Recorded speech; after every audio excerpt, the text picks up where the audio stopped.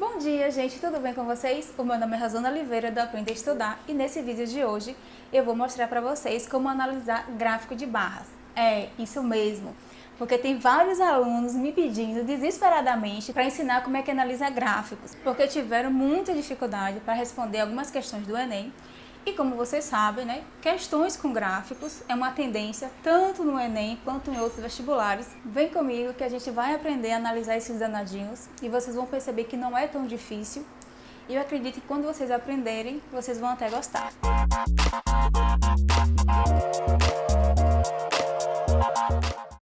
Esse vai ser o nosso primeiro vídeo, tá? De uma sequência de 4 vídeos que eu vou gravar para ensinar como é que analisa os 4 principais tipos de gráficos. Então, o primeiro vai ser barras, o segundo linhas, o terceiro pizza e o quarto histograma.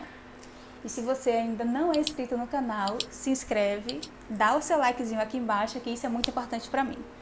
E agora vamos lá para o computador para mostrar para vocês. A palavra gráfico significa desenho, tá?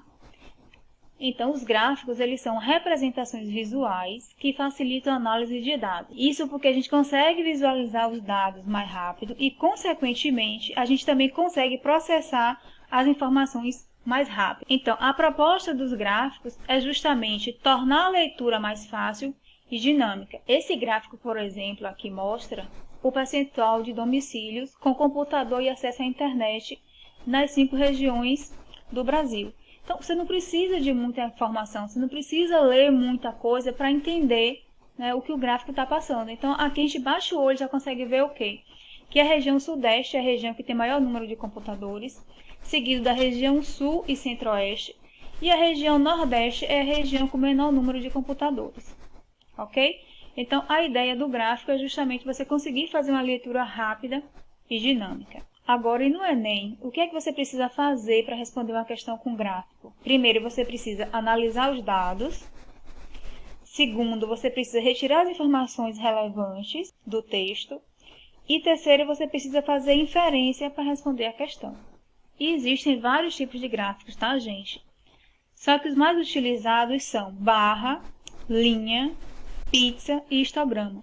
Então, são esses que eu vou mostrar para vocês como é que a gente faz a análise. E lembrando também que cada gráfico tem uma finalidade, tá? Então, tem informações, tem dados que é melhor a gente trabalhar com barra. Já outras informações é melhor a gente trabalhar com um gráfico de pizza. Agora, vocês devem estar se perguntando, né? Qual a importância de analisar gráficos? Por que é importante a gente aprender a analisar gráfico? Bem, gente, os gráficos, eles servem para destacar a dimensão estatística dos fenômenos, indicar padrões e tendências, certo? E como eu já falei anteriormente, você consegue olhar, né, o gráfico e você já consegue definir esses padrões mais rapidamente. Sem falar que os gráficos, eles são usados em pesquisas, em concursos, em jornais, né? A gente está assistindo jornal e tem informações que são apresentadas em forma de gráfico. Na TV também da mesma forma e principalmente, né, nos vestibulares também ultimamente, né, são muito cobrados, né, várias questões, matemática, história, química, física, biologia, todas essas matérias, né, caem questões que são cobradas em formato de gráfico. Né? Então tem gente que, né, fica aí meio apavorado, né, não gosta, né, não sabe interpretar, mas eu acredito que depois dessa aula você vai aprender como é que interpreta os gráficos e eu acredito que você vai até gostar. Porque é bem bacana depois que a gente aprende a fazer essas análises, fica até divertido, né, depois a gente analisar os gráficos e colher as informações. Qual é a primeira coisa que você precisa fazer quando você pegar um gráfico para analisar? Então, você vai, primeiramente, analisar quais são as informações que estão no eixo X e no eixo Y. Essas informações a gente chama de variáveis. Aí você vai me perguntar, Rosana, o que é uma variável? Bem, uma variável é qualquer evento ou fenômeno que você queira estudar ou avaliar. Então, exemplos de variáveis, eu coloquei aqui, deslocamento, velocidade, ação enzimática, consumo de energia, produção de lixo. E entre o eixo X e o eixo Y, existem vários pontos, tá? Ligando essas duas coordenadas e que vai ligar a variável x à variável y. Então, o gráfico, na verdade, ele vai mostrar o quê? Dois eventos relacionados, ou seja, dois eventos onde um depende do outro, ou seja, ou depende ou um influencia o outro. Então, aqui eu coloquei como exemplo a altura, né, de uma pessoa relacionada com o quê? Com a idade. Então, o que é que vai acontecer aqui? O indivíduo ele tinha 5 anos, ele tinha meio metro. Completou 10 anos, passou para 1 metro. Com 15 anos, ele tinha 1,5 metro.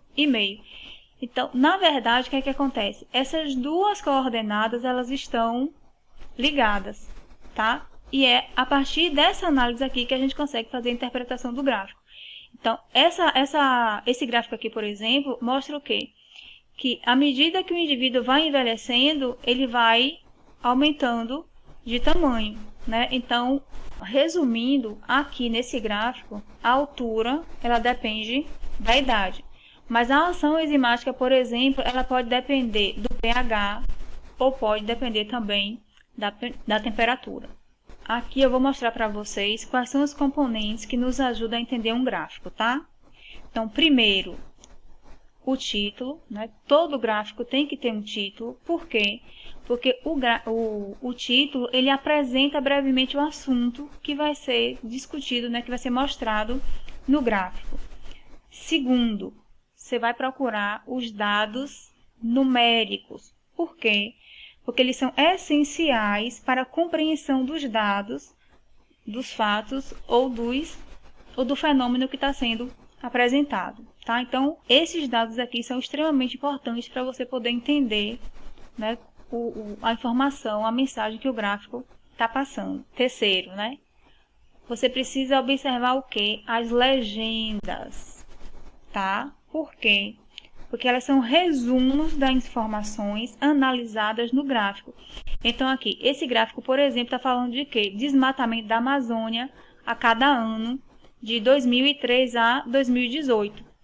Então, aqui eu já tenho, ó, as informações do ano, né? Quais foram os anos aqui que foram analisados.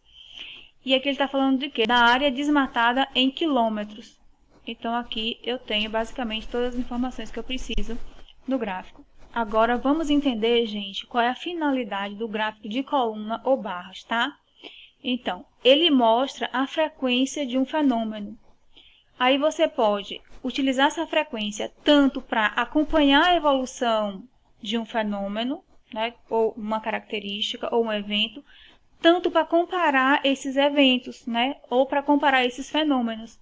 Então, por exemplo, aqui está mostrando o quê? A evolução do desmatamento na Amazônia de 2003 a 2018. A gente observa aqui e já consegue ter um panorama, né, de como é que está a situação do desmatamento na Amazônia entre 2003 e 2018. Então, o maior período de desmatamento foi em 2004, depois diminuiu um pouco em 2005, continuou diminuindo em 2006, diminuiu, né, e o período que mais diminuiu foi em 2007, depois voltou a aumentar um pouquinho em 2008.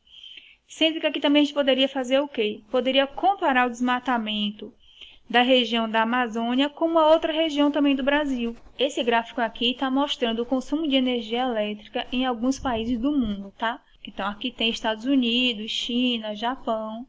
E aqui a gente consegue ver rapidamente o quê? Que o país que tem maior consumo de energia é os Estados Unidos, seguido da China. E o Brasil está entre os países com menor consumo de energia. Já esse gráfico daqui está mostrando o consumo de energia de uma pessoa por mês, tá?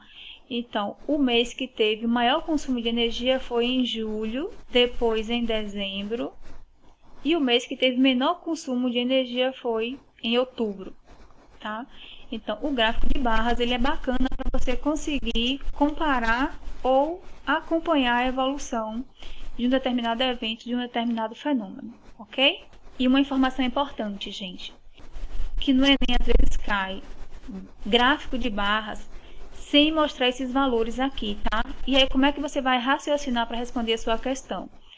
Quando isso acontecer, o que é que você vai fazer? Bem, cada barra dessa daqui representa um valor, tá? Aqui o valor está discriminado. Mas se não tiver, como é que você vai pensar? Cada barra representa um valor e quanto maior o tamanho da barra, maior o valor que ela representa. E o inverso também é verdade. As barras menores significa que aquele valor também é menor. Agora eu vou responder essa questão para vocês perceberem na prática como é que a gente faz a análise.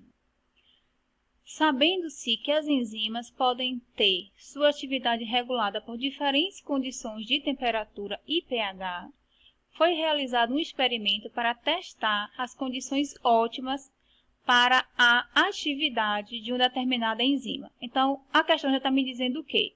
Que a atividade da enzima ela está relacionada com o quê? Com a temperatura e o pH do meio, ok? Uma outra observação importante. Como eu falei anteriormente para vocês, gente, quando o gráfico ele vem sem os valores aqui discriminados, certo? A gente vai tomar como base o tamanho das barras, ou seja, quanto maior o tamanho da barra, maior o valor que ela representa, ok?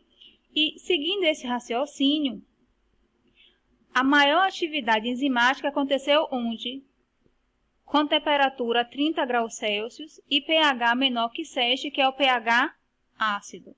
Então, isso significa que a maior atividade enzimática foi aqui, né, com essas condições, e significa também que foi nessas condições que ocorreu uma maior metabolização de substrato, ok? Então, vamos analisar aqui as alternativas para a gente ver qual é a resposta que está correta. Letra A. Aumento do pH leva a uma atividade maior da enzima. Aqui nós temos um pH menor que 7, né, nessas três situações, que é um pH ácido.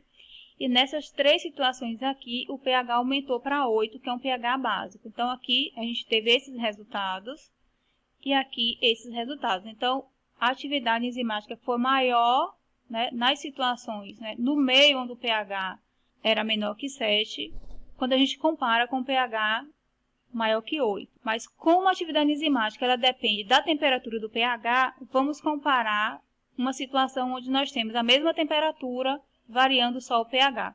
Então, aqui a gente tem temperatura 10 graus Celsius, pH, né, menor que 7, e aqui temperatura 10 graus Celsius, pH maior que 8. Então, aqui ocorreu aumento do pH, mas não houve aumento, né, da atividade enzimática quando aumentou o pH. Então, essa alternativa está errada. Letra B. Temperatura baixa, 10 graus Celsius, é o principal inibidor da enzima? Não. Por quê? Nessa reação aqui, a temperatura foi de 10 graus Celsius, nessa daqui 20 graus Celsius e nessa aqui 30. E a atividade enzimática, com temperatura de 10 graus Celsius, ainda foi maior que nesse caso e nesse caso. Letra C. Ambiente básico reduz a quantidade de enzima necessária para a reação? Vamos analisar. Não, gente. Por quê? Porque em pH básico, como a atividade enzimática é menor, vai precisar de mais enzimas, que é justamente o contrário do que está sendo afirmado. Agora vamos analisar a letra D. Ambiente básico reduz a quantidade de substrato metabolizado pela enzima? Verdade. Por quê? Porque a quantidade de substrato metabolizado pela enzima está diretamente relacionado com a atividade enzimática. E como a gente pode observar aqui, o que foi que aconteceu? Na reação com pH menor que 7, ou seja, com pH ácido, a atividade enzimática foi maior que na reação onde o pH era maior que 8, ou seja, básico. Isso significa que essa enzima ela atua melhor em pH ácido, ok? Então, a resposta correta é a letra D, mas vamos analisar também a letra E. Temperatura ótima de funcionamento da enzima é 30 graus Celsius, independente do pH? Então, o melhor desempenho da enzima foi a 30 graus Celsius? Ok, foi. Mas isso foi independente do pH? Não, Porque aqui nós temos um pH de 7, né? Foi onde obteve o melhor resultado da enzima. Mas aqui a temperatura também foi 30 graus Celsius, mas o pH foi maior que 8, ou seja, o meio estava básico e a atividade enzimática ela caiu. Então, letra E errada e realmente a letra correta é a letra D de dado. E eu espero que esse vídeo ajude a melhorar a sua interpretação de gráficos e, principalmente, melhore o seu desempenho nas suas avaliações. E se você gostou desse conteúdo, compartilhe com seus amigos, publique lá no seu Instagram, me marca. Beijo grande e até a próxima!